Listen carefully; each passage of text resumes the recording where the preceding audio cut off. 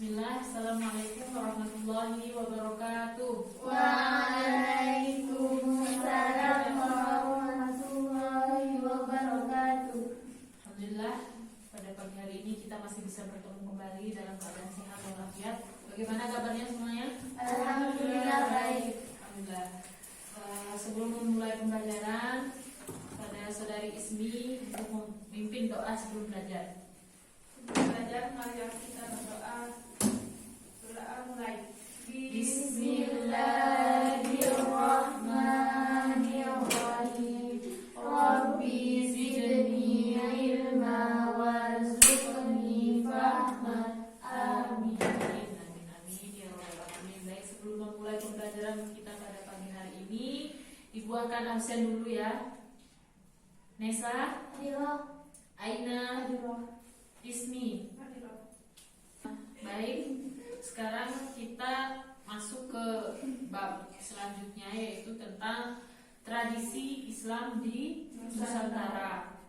Baik, langsung saja Ibu akan jelaskan. Ini materi kelas 9. Sebentar lagi kalian akan ujian. Setelah itu kalian masuk SMA. Nah, jadi seperti yang di buku ya, itu setiap zaman itu membawa pengaruh tersendiri ya bagi pertumbuhan dan perkembangan budaya di Nusantara. Ada zaman, misal pada zaman Hindu-Buddha itu dibangun candi. Kalau kalian tahu, kalian pernah ke Jawa Tengah, ada yang udah pernah ke Candi Borobudur misal? Belum. Nah, itu ada Candi Prambanan, Borobudur, dan masih banyak situs-situs peninggalan budaya Hindu-Buddha. Nah, lalu masuklah Islam. Yang akan kita bahas pada pagi hari ini adalah tradisi Islam di Nusantara. Nah, apa sih akibatnya? Bisa muncul tradisi Islam itu di Nusantara, padahal sebelumnya dikuasai oleh Hindu-Buddha. Nah, itu ada yang berpendapat bahwa kemunculan tradisi Islam di Nusantara ini sebagai akibat ajaran agama yang dipraktikkan dalam kehidupan sehari-hari. Ajaran Islam akan merasuk dan masuk ke dalam sendi-sendi kehidupan masyarakat sampai menjadi tradisi dan tata cara hidup. Nah, sebelum kedatangan Islam, bagaimana kondisi masyarakat Nusantara yang telah memeluk agama Hindu-Buddha sebelumnya?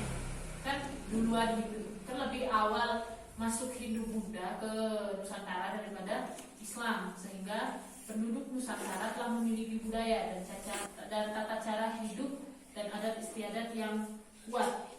Nah, tumbuhnya Islam lah yang menyebabkan adanya akulturasi budaya atau percampuran budaya satu dengan yang lainnya itu.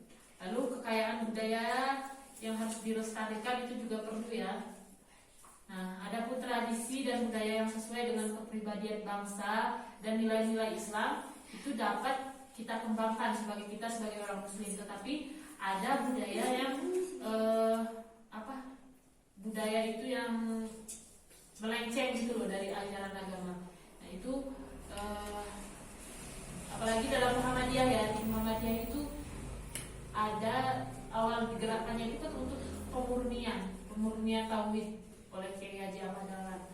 Nah, itu dari ajaran-ajaran nenek moyang itu Kiai Ahmad Dahlan itu berusaha untuk memurnikan tauhid yang telah dianut oleh masyarakat sebelumnya, yang telah menganut paham nenek moyang. Nah, lalu di sini Ibu akan membagi dalam 3 poin. Yang pertama, tradisi Nusantara sebelum Islam. Apa saja, ada yang tahu? Jadi pada tradisi Nusantara sebelum masuknya Islam ini bisa dicatat ya, nanti penting-pentingnya nanti. Yang pertama itu di sini dia percaya kepada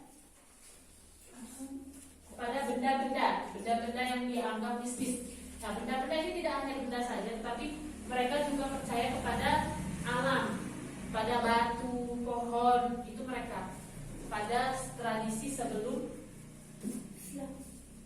Islam masuk ke Nusantara. Nah, lalu yang kedua apa? Yang kedua, ada yang tahu? Percaya kepada nenek moyang, ajaran nenek moyang yang sudah sangat kental ya. Ajaran nenek moyang itu misalnya dia percaya, misal ada sebuah hajatan. Nah, dalam ajaran nenek moyang itu diajarkan sebelum hajatan kita harus melakukan apa. Nah, itu dipegang kuat oleh masyarakat sebelum tradisi itu, sebelum Islam muncul. Lalu setelah munculnya Islam, terjadilah proses akulturasi. Apa tadi akulturasi? Percampuran, proses percampuran budaya satu dengan yang lainnya. Itulah yang dinamakan akulturasi. Jadi ulama-ulama kita, orang Muslim itu tidak langsung mengkat, tidak langsung menghilangkan seluruh budaya yang telah dibangun sebelum Islam muncul. Tapi ada beberapa budaya yang masih dipertahankan oleh ulama kita yang dirasa itu masih bisa kita terima, yang masih tidak menyeleweng dari pemahaman atau ajaran agama Islam, tentunya dari Al-Quran dan Sunnah.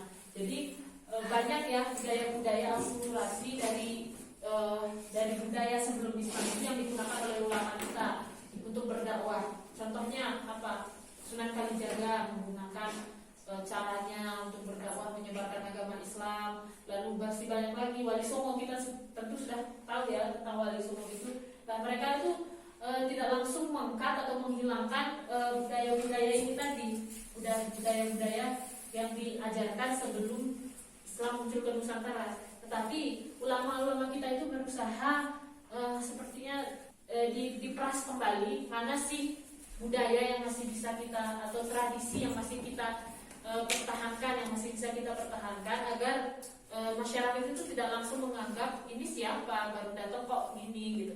Jadi mereka itu berusaha tidak menghakimi bahwa ini haram, ini bid'ah, tidak ada ajarannya dalam agama. Tetapi mereka ulama-ulama kita terdahulu berusaha menyampurkan atau akulturasi budaya satu dengan budaya yang lainnya yang akan lebih bisa menarik perhatian masyarakat untuk mempelajari agama Islam.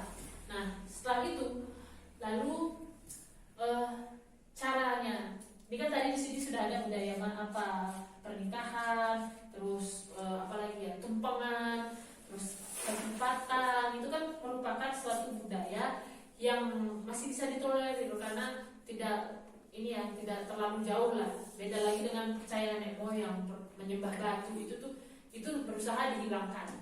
Nah, lalu kita sebagai orang Muslim muda, bagaimana cara kita untuk melestarikan tradisi Islam yang telah dibangun ini tadi? Di sini kayak penjadwalan nama-nama bulan Hijriah, misal bulan Syawal di Jawa itu namanya apa, bulan Muharram itu apa gitu, itu masih bisa. Nah, bagaimana cara kita seorang yang masih muda untuk melestarikan tradisi Islam tersebut? Dilestarikan itu banyak ya. Pokoknya intinya dalam proses akulturasi ini, selagi dia tidak keluar dari ajaran agama atau tidak melakukan hal yang haram, itu masih termasuk dalam budaya yang diizinkan, maksudnya masih dipakai lagi. Lalu bagaimana cara kita untuk melestarikan tradisi tersebut? Dengan satu, mengikuti zamannya. Jadi sekarang memang ini sebuah tradisi, tapi zamannya sekarang ini seperti sekarang, ini jangan 4.0, artinya udah semua itu sudah dibaluti dengan teknologi ya. Jadi nggak mungkin kan kita itu masih memakai tradisi-tradisi yang masih kuno gitu. Jadi itu bisa diseimbangkan. Cara melestarikannya diseimbangkan, misal lagu-lagu zaman dulu yang dibangun oleh Wali Songo atau siapa itu dikembangkan jadi seperti gimana trennya sekarang. Terus jangan menghilangkan pembelajaran sejarah Islam di dalam pembelajaran, itu salah satunya. Nah, untuk itu ada yang mau bertanya? Cukup ya? Nah, semoga pembelajaran kali ini membawa